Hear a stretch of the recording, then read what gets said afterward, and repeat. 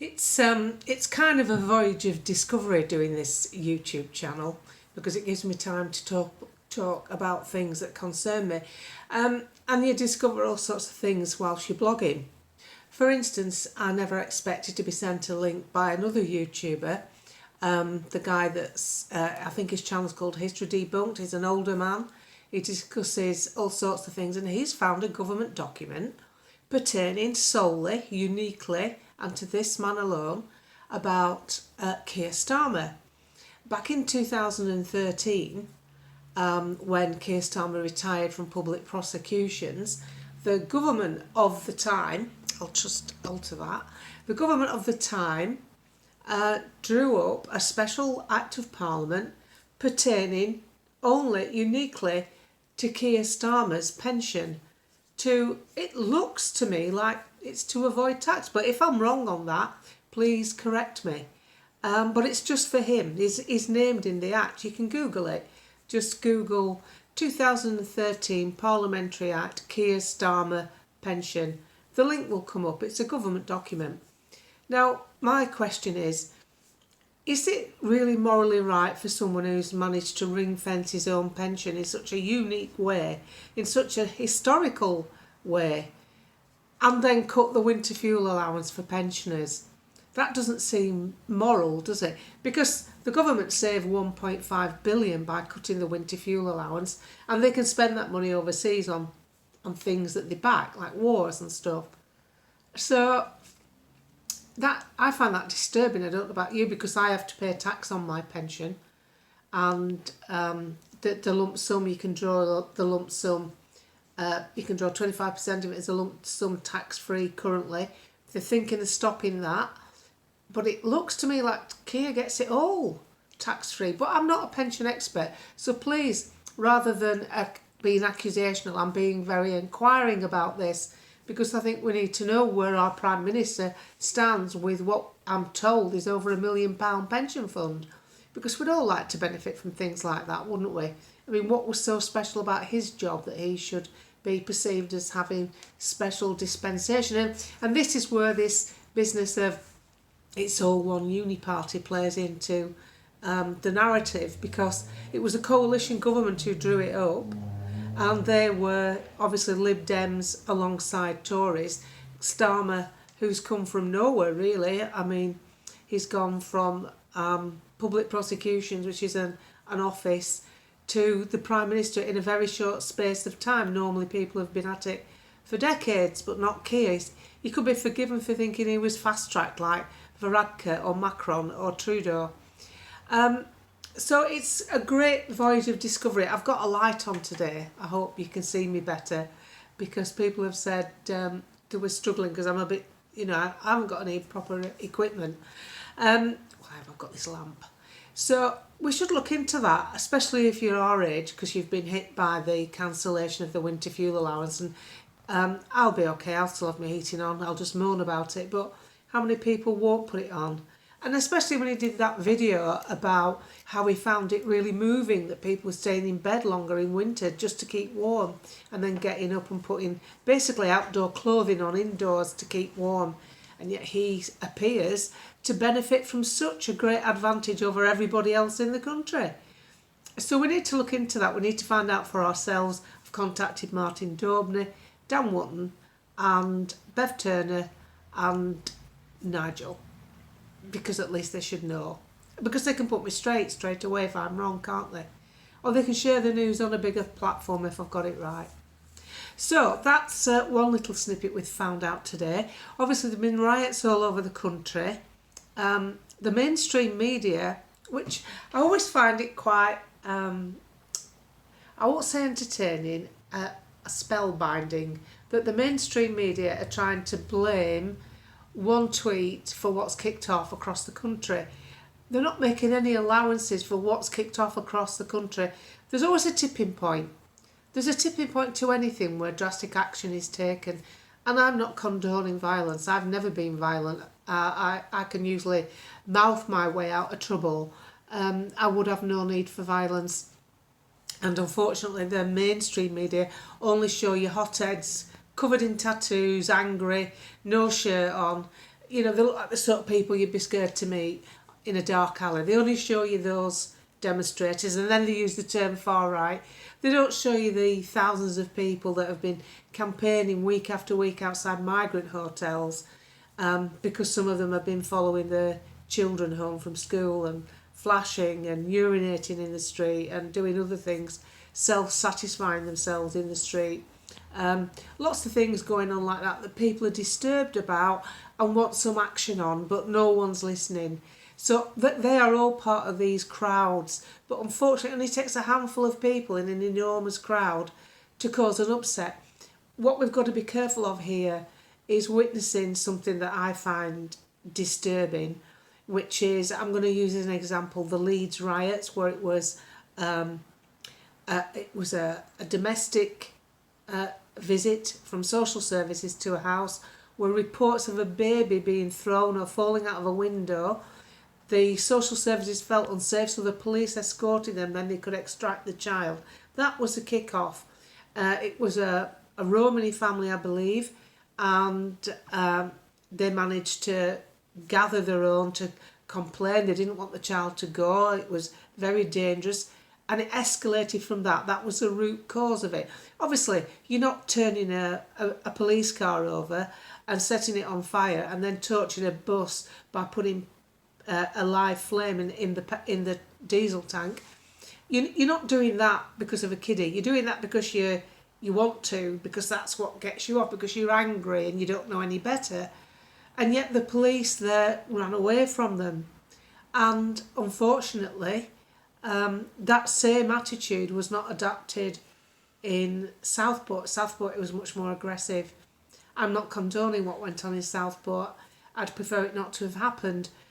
But the other thing I find a bit disturbing is how quickly the mainstream narrative seemed to have forgotten those little children. Because I haven't. I keep thinking of them in the leotards, going for a nice day dancing, excited to see their friends, and ending up in a pool of blood, having a most painful death at the hands of a savage. There's no other way to describe it. It might well be mental health issues. I would imagine anyone who does that has got to be suffering from some sort of derangement. And then the way the media portray the situation to you. They find an old photograph of the assailant when his identity's been released, when he was a schoolboy. He's no longer a schoolboy. He's a fully grown individual. He's quite well built and very, very fit and toned. His dad's a karate expert and he's followed in his father's footsteps. But they put the media, the mainstream media, put the picture of him in his schoolboy uniform next to the little girls. I think that's incredibly insensitive and misleading. So many people think it's a child that's attacked other children. It's not. It's a fully grown adult. He's a week off his 18th birthday. In fact, he's probably only a few days off his 18th birthday, which is why the judge decided to release his name, because the judge was trying to make an effort to calm things down because the country was enraged. This was, as I say, there's always a tipping point that changes behaviour, and this was the tipping point. We've stomached it all since the Charlie Hebdo days, and the MO was so similar.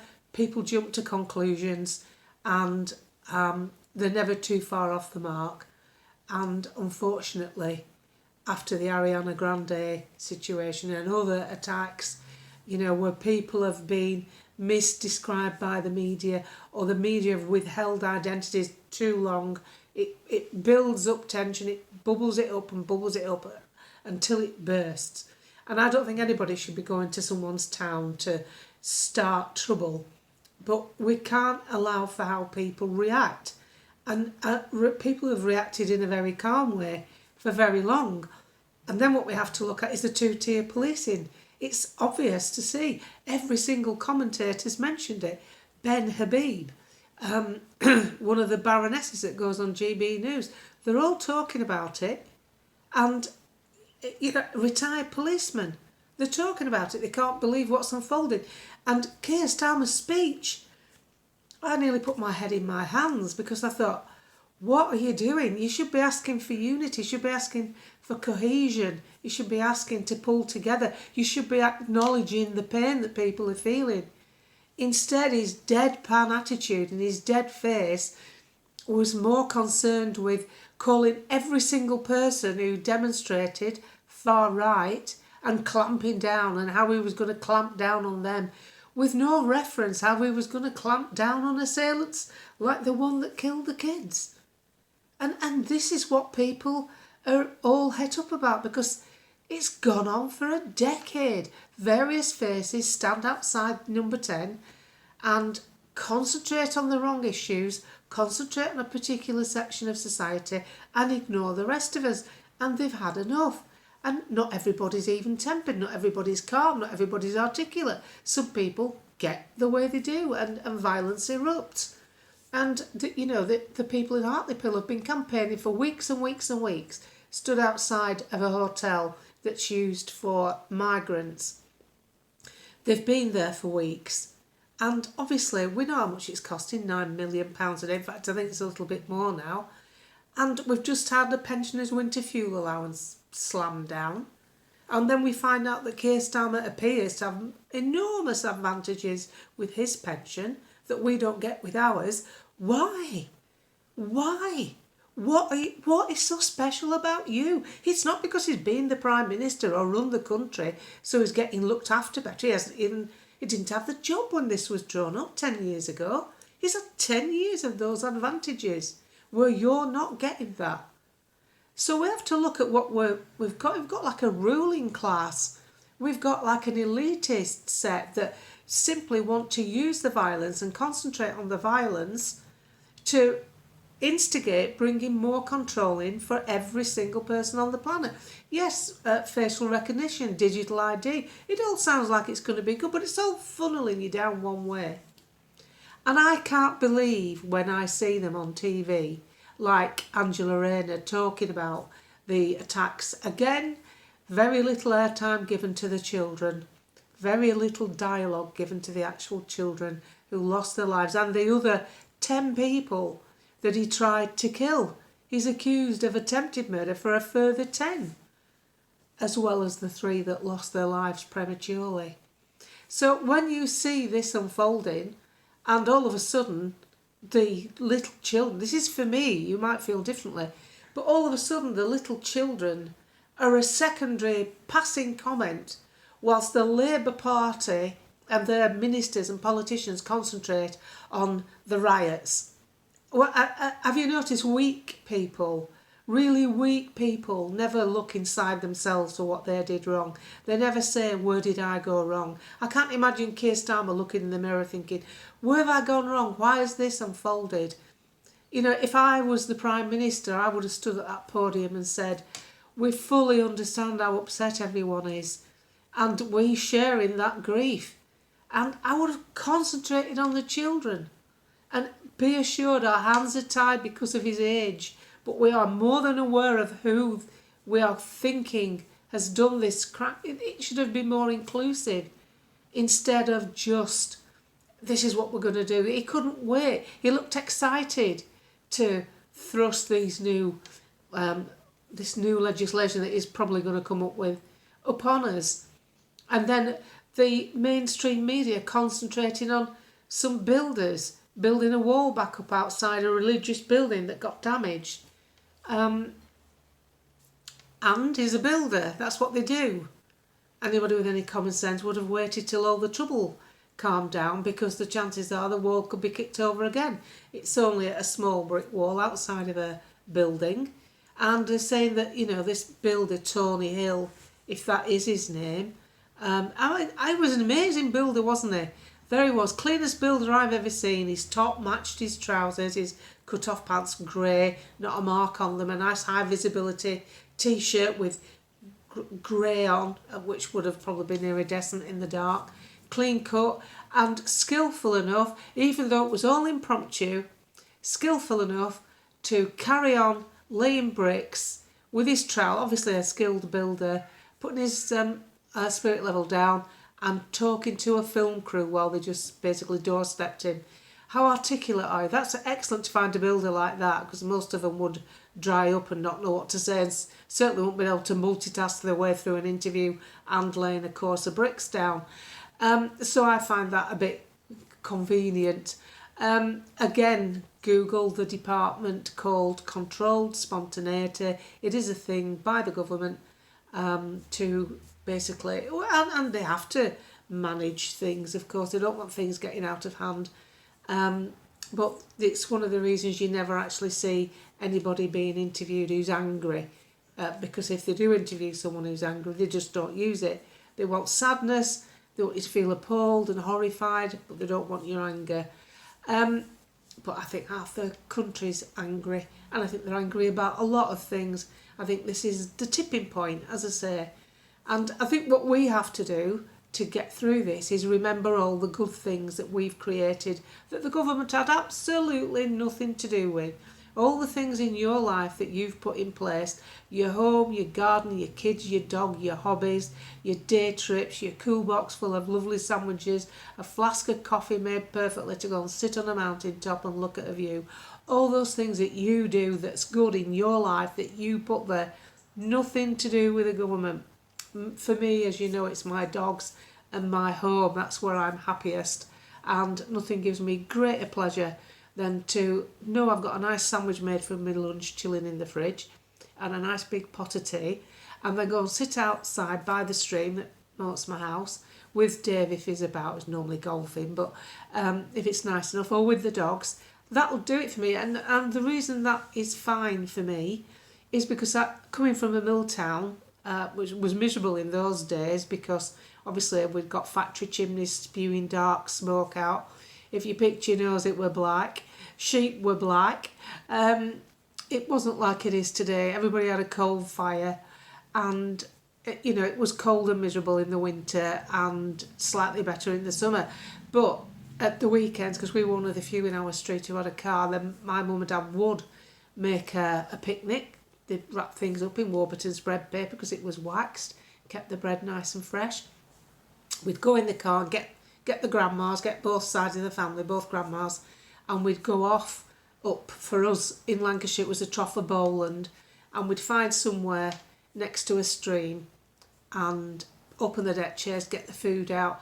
My dad had one of those camping gas bloody stoves that took like 3.5 years to heat a kettle of water up with a whistle kettle. We'd have to wait for that.